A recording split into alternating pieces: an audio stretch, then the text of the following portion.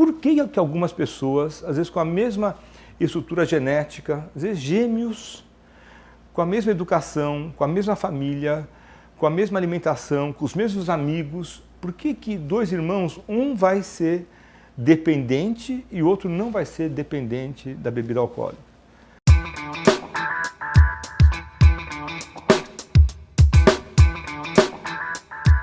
Algumas pessoas, mais ou menos 1 em cada 10 que usam álcool, começam a beber mais intensamente, começam a beber de forma um pouco escondida, mas bebem mais e de repente, depois de mais ou menos 12 anos para homens e 8 anos para mulheres, essas pessoas têm um quadro chamado dependência do álcool ou alcoolismo. O que nós sabemos hoje, 2017, é que existem alguns fatores que deixam a pessoa mais vulnerável. Se os pais, os familiares, os avós forem dependentes do álcool, provavelmente significa que essas pessoas têm mais enzimas no fígado que vão metabolizar o álcool. Desde o começo, ela vai precisando de mais álcool para dar aquele efeito de uma certa sedação, uma euforia. A pessoa precisa, desde o começo, bebe mais do que os outros. Provavelmente isso é uma carga genética dela.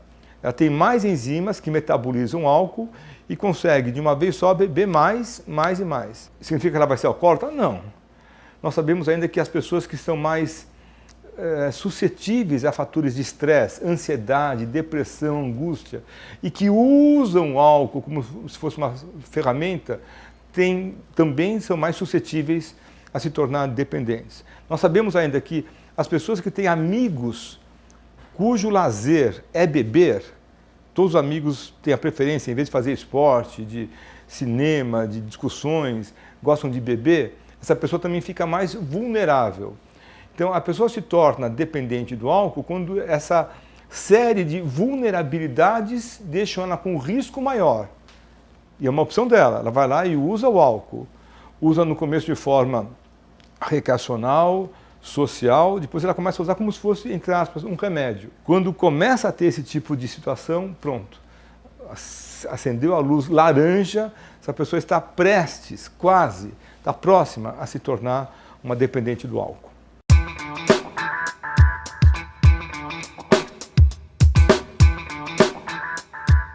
Enquanto a pessoa beber e não tiver alguma complicação para ela, assim, para o corpo dela, para as enzimas dela, para o fígado dela, para o trabalho dela, para a vida sexual dela, para a vida acadêmica dessa pessoa, ou enquanto não tiver uma complicação para as pessoas que estão em volta dela, ela não é alcoólatra.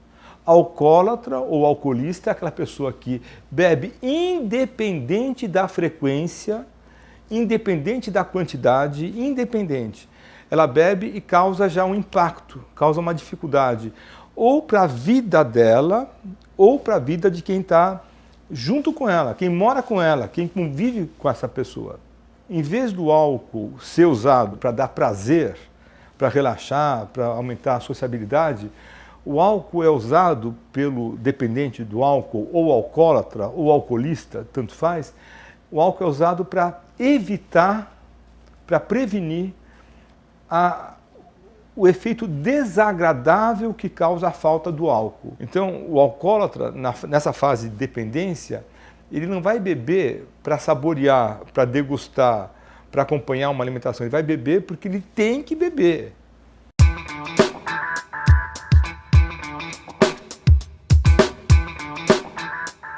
Esse álcool, ele entra numa ligação com o corpo, é metabolizado e é eliminado. Quando esse álcool começa a ficar em excesso, constante, não dá tempo, muitas vezes, de metabolizar e de eliminar. Isso especialmente quando vai para o cérebro, para o sistema nervoso central. Aí o que o cérebro faz? O que os neurônios fazem? Os neurônios se adaptam a essa ingestão contínua de álcool. Eles ficam acostumados a receber aquela dose diária ou aquela dose 3 vezes ao dia ou 4 vezes ao dia de bebidas alcoólicas. Ele se adapta facilmente. Ele acaba gostando, dá um prazer em fazer isso.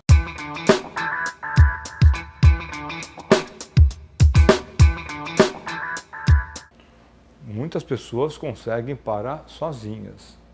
Elas já tiveram a experiência de tentar beber menos.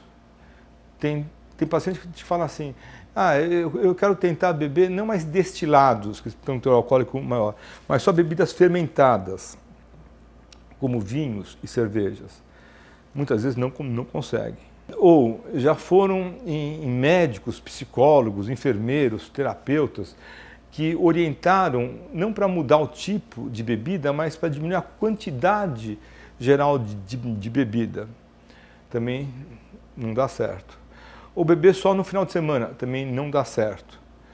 Para quem tem a dependência do álcool instalada, para quem se sente uma pessoa que ficou, entre aspas, escrava do álcool, que não consegue ter controle, começa a beber e não para, a única chance que tem, a única chance é a parada total. Não pode beber nada. Mas nada? Nada. Mas cerveja sem álcool não pode? Não pode. Tem um pouquinho de álcool para dar a fermentação, para fazer aquela espuma. Bombom de licor? Não pode. Mas, doutor Arthur, você está sendo radical. Sim. E muitos pacientes sabem disso antes de vir ao médico. A pessoa, quando resolve, está bebendo, está num quadro de dependência, né? Quadro grave, a pessoa está inchada, está muitas vezes sem família, sem emprego, com uma autoestima baixa, está num quadro que a gente dá o nome de um suicídio lento, ela está morrendo aos poucos. Ela resolve parar de beber. Em geral, eu falo isso para os meus pacientes aqui, eles ficam muito bem. Perdem peso, ficam animados, voltam a ter vida sexual, eles voltam a ter uma vida afetiva, voltam a ter trabalho, ganham dinheiro, amor próprio, melhora, tudo funciona muito bem. Mais ou menos 90 dias, 3 meses. Aí ele fala assim, puxa, agora estou muito bem, estou ótimo, melhor fase da minha vida. Deixa eu beber um pouquinho só. Deixa eu tentar beber, como todo mundo bebe, socialmente. Se eu não conseguir, eu paro. Não consegue parar. Por isso que eu peço, oriento para que ele não tente fazer essa ousadia, porque em 36 anos que eu trabalho nessa área, nunca deu certo. O que nós não sabemos ainda é por que a pessoa que parou não consegue retomar o nível de álcool social. Isso é um desafio, né? Não consegue porque existe como se fosse uma memória bioquímica. Uma gota de álcool, o mínimo de álcool que ele vai beber, depois de 30 anos de abstinência, ele volta a ter o mesmo quadro. O mesmíssimo quadro. É impressionante. Quando eu falo isso para os meus pacientes, sempre tem paciente, digamos, arrogante, como médico. Eu sou médico, mas os médicos muitas vezes têm uma postura arrogante em relação ao tema. O médico fala assim, o senhor nunca viu? Eu vou dar chance para o senhor ver, eu vou ser o primeiro. Eu nunca vi, continuo nunca vendo.